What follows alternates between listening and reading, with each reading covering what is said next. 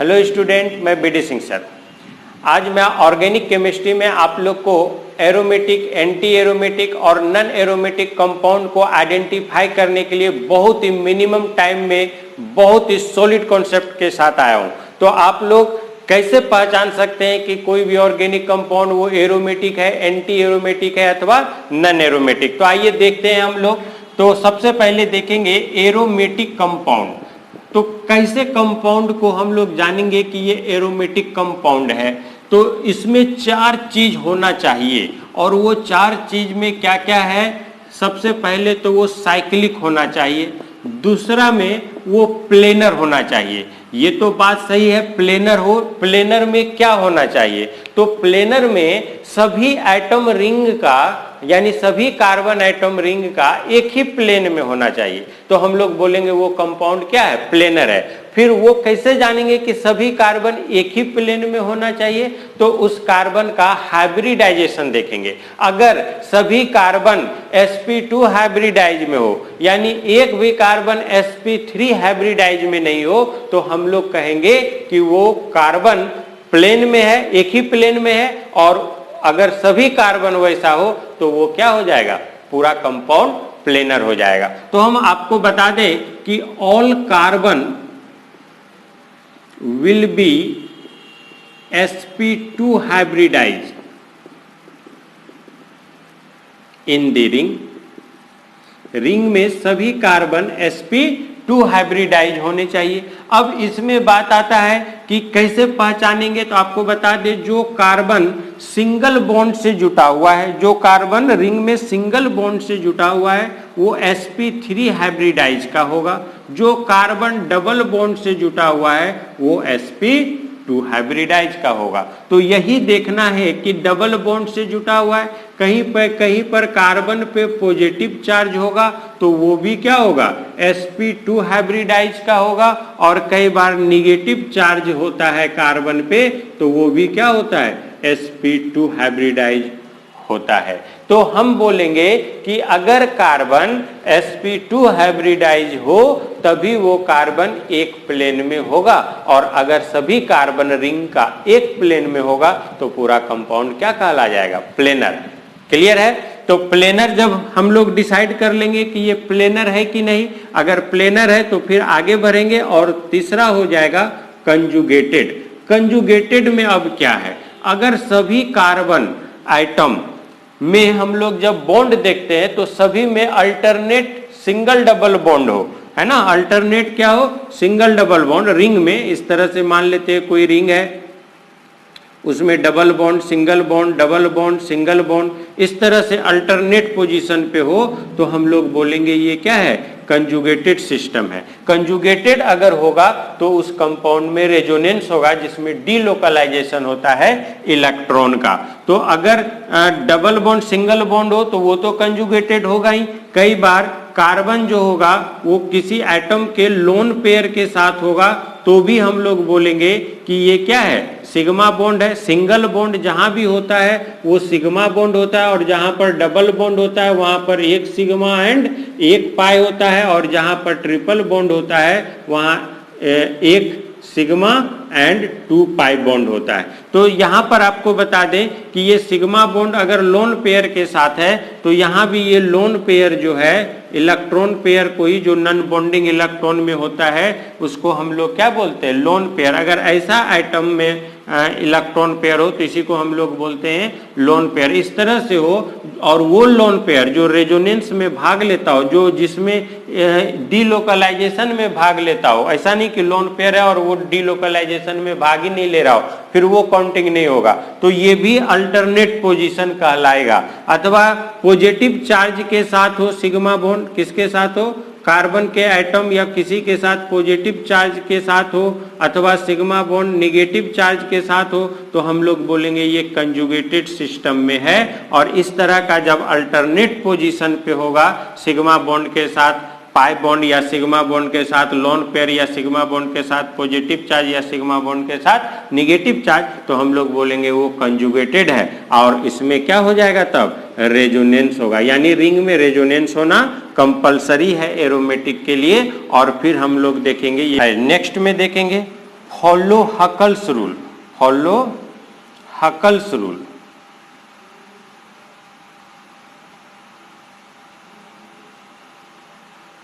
Huckel's rule में क्या होता है, तो 4n प्लस 2 पाई इलेक्ट्रॉन, तो जो ring 4n plus 2 pi electron को फॉलो करता है, यहाँ n जो हो जाएगा वो पॉजिटिव इंटीजर हो जाएगा, 0 1 2 3 4 इस तरह से। और ये कब आएगा, जब रिंग में इलेक्ट्रॉन जो होगा पाई इलेक्ट्रॉन, वो इसका अगर हम लोग लेते हैं बोलेंगे कि एरोमेटिक कंपाउंड में हकल्स रूल तभी फॉलो करेगा जब उसका 2 पाई इलेक्ट्रॉन आ जाए रिंग में, या 6 पाई इलेक्ट्रॉन आ जाए, या 10 पाई इलेक्ट्रॉन आ जाए, या 14 पाई इलेक्ट्रॉन आ जाए। यानी ये पाई इलेक्ट्रॉन अगर रिंग में रहेगा तो हम लोग बोलेंगे वो हकल्स रूल को फॉलो कर रहा है। और हकल्स रूल अगर फॉलो करता है, साथ में उसके पहले ये तीनों रूल भी फॉलो कर रहा है, तो हम लोग बोलेंगे वो कंपाउंड क्या है, एक एरोमेटिक कंपाउंड है ना। बहुत इजी।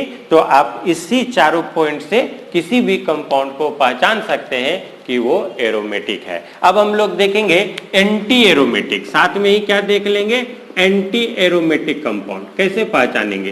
तो आप देखिएगा इसमें ये 3 पॉइंट सेम इसमें भी होगा।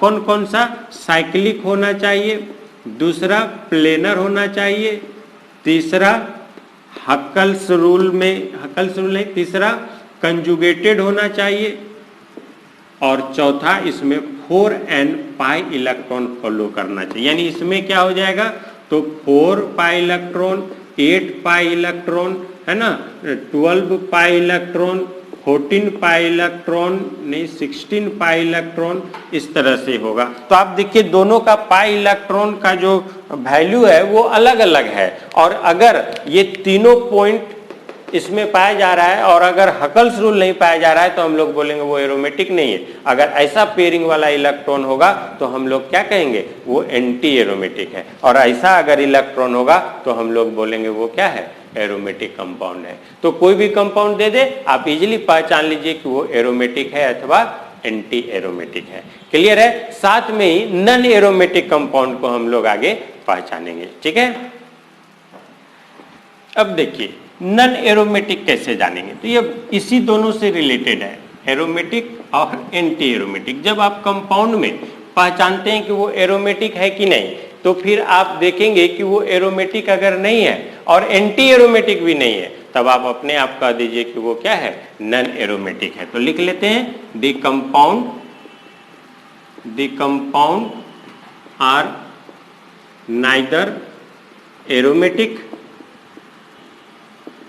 Nor anti aromatic. ऐसा कंपाउंड जो एरोमेटिक भी नहीं है और एंटी एरोमेटिक भी नहीं है, उसी को हम लोग क्या बोलेंगे, नॉन एरोमेटिक।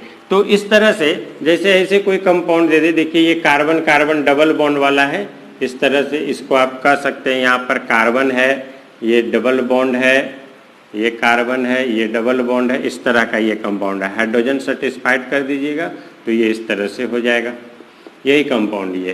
तो ये साइक्लिक है ही नहीं, तो ये क्या हो जाएगा, नॉन एरोमेटिक। इस तरह से दे दे तो देखिए यहाँ पर ये कार्बन इसमें डबल बॉन्ड से रिलेटेड नहीं है, यानी पाई बॉन्ड से अटैच नहीं है, यानी ये क्या है, sp3 हाइब्रिडाइज।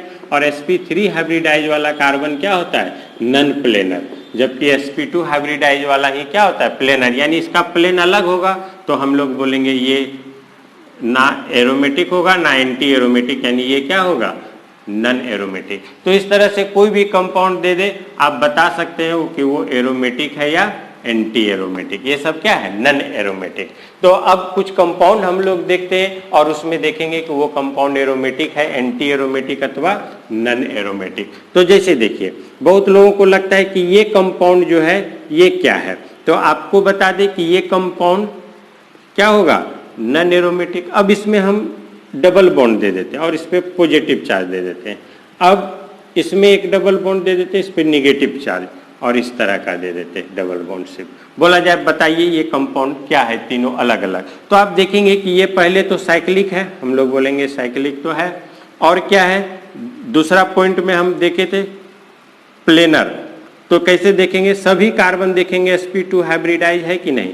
तो आप देखिएगा ये भी कार्बन डबल बॉन्ड से जुटा हुआ है, ये भी कार्बन डबल बॉन्ड से जुटा हुआ है, यानी ये sp2 हाइब्रिडाइज है दोनों, और ये पॉजिटिव चार्ज से जुटा हुआ है, ये भी sp2 हाइब्रिडाइज है। मतलब सभी कार्बन sp2 हाइब्रिडाइज है, इसका मतलब ये सभी कार्बन एक ही प्लेन में है, और इसका मतलब ये कंपाउंड क्या है, प्लेनर है। नेक्स्ट में देखेंगे कंजुगेटेड है कि नहीं। तो यहाँ पर देख लीजिए ये पाई बॉन्ड, ये सिग्मा बॉन्ड, ये यहाँ पर पॉजिटिव चार्ज के साथ ये कंजुगेटेड है, और फिर ये सिग्मा बॉन्ड, फिर पाई बॉन्ड। तो पाई सिग्मा पाई बताए थे, सिग्मा बॉन्ड पॉजिटिव चार्ज के साथ भी हो सकता है, नेगेटिव चार्ज के साथ भी, और लोन पेयर के साथ भी, जो लोन पेयर रेजोनेंस में भाग ले और उसके साथ, तो ये कंजुगेटेड सिस्टम हो जाएगा। तो ये सिग्मा बॉन्ड यहाँ पॉजिटिव चार्ज के साथ है, ये पॉजिटिव चार्ज फिर इधर सिग्मा बॉन्ड के साथ है, यानी इसमें ये पाई बॉन्ड घूमते रहेगा, रेजोनेंस होगा ये पॉजिटिव चार्ज के वजह से, यानी बोलेंगे ये भी क्या है, कंजुगेटेड सिस्टम में है। और अगर देखेंगे कि ये पाई इलेक्ट्रॉन कितना है, तो एक पाई बॉन्ड में कितना इलेक्ट्रॉन होता है, 2, तो एक पाई बॉन्ड में 2 इलेक्ट्रॉन होगा, तो हम लोग बोलेंगे कि इसमें पाई इलेक्ट्रॉन टोटल कितना है, 2। तो आप देखिए ये हकल्स रूल को फॉलो कर रहा है, हम लोग बोलेंगे हकल्स रूल को फॉलो कर रहा है, क्योंकि ये कितना इलेक्ट्रॉन आ गया, 2 इलेक्ट्रॉन आ गया।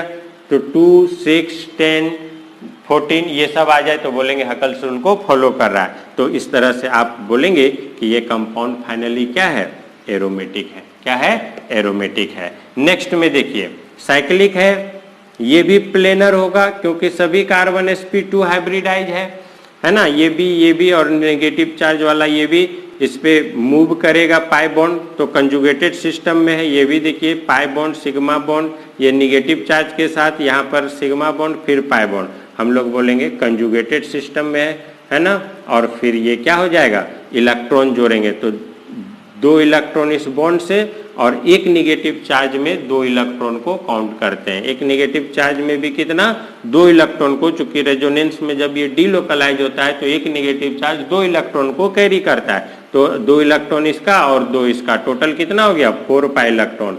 तो ये हकल्स रूल को फॉलो कर रहा है, नहीं ये एंटी एरोमेटिक वाले को फॉलो कर रहा है, तो हम लोग बोलेंगे ये कंपाउंड क्या हो जाएगा, एंटी एरोमेटिक कंपाउंड हो जाएगा।